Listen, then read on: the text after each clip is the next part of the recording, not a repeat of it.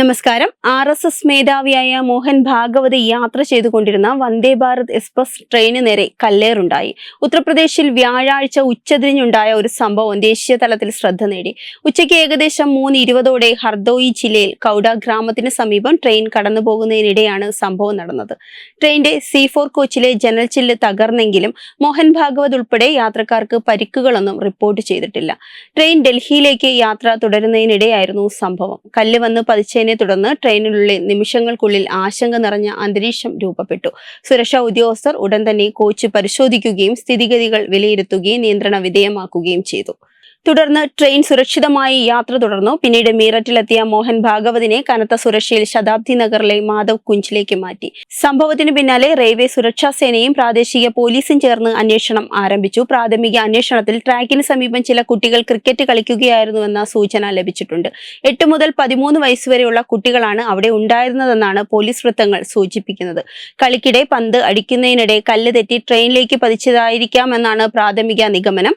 എന്നിരുന്നാലും ഇത് അന്തിമമായ കണ്ടെത്തലല്ലെന്ന് പോലീസ് വ്യക്തമാക്കിയിട്ടുണ്ട്.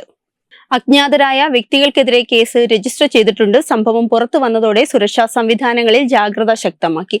പ്രധാന റെയിൽവേ സ്റ്റേഷനുകളിലും VIP യാത്രകളിലും അധികം സുരക്ഷ ഏർപ്പെടുത്തിയിട്ടുണ്ട്. ട്രാക്ക് പരിസരങ്ങളിൽ നിരീക്ഷണം വർദ്ധിപ്പിക്കാനും പൊതുജന ബോധവൽക്കരണം ശക്തമാക്കാനും റെയിൽവേ അധികൃതർ തീരുമാനിച്ചിട്ടുണ്ട്. മോഹൻ ഭാഗവത് മീററ്റിൽ നിശ്ചയിച്ചിരുന്ന പരിപാടികളിൽ പങ്കെടുക്കും. കായിക താരങ്ങളുമായും സാമൂഹിക രംഗത്തെ പ്രമുഖരുമായും കൂടിക്കാഴ്ച നടത്താനാണ് പരിപാടി. സംഭവത്തെ തുടർന്ന് പരിപാടികളിൽ മാറ്റമൊന്നും ഉണ്ടായിട്ടില്ലെന്ന് അറിയിച്ചിട്ടുണ്ട്.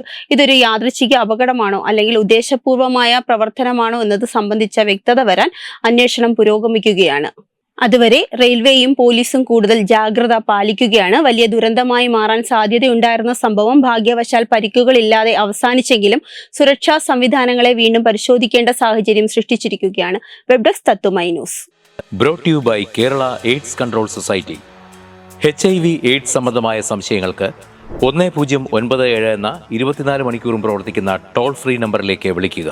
വാട്സാപ്പിലും ഫേസ്ബുക്കിലും ഒക്കെ സ്റ്റാറ്റസ് അപ്ഡേറ്റ് ചെയ്യാറുണ്ടല്ലോ. HIV സ്റ്റാറ്റസോ HIV പിടിപെടാനുള്ള സാഹചര്യങ്ങളിൽ കൂടി അറിഞ്ഞോ അറിയാതെയോ കടന്നു പോയിട്ടുണ്ടാവാം. എന്ത് തന്നെയായാലും മുൻകൂട്ടി പരിശോധിച്ച് HIV സ്റ്റാറ്റസ് അറിയൂ. സൗജന്യ HIV പരിശോധനയും കൗൺസിലിങ്ങും ആരോഗ്യ കേന്ദ്രങ്ങളിൽ പ്രവർത്തിക്കുന്ന ICTC അഥവാ ജ്യോതിസ് കേന്ദ്രങ്ങളെ സമീപിക്കുക.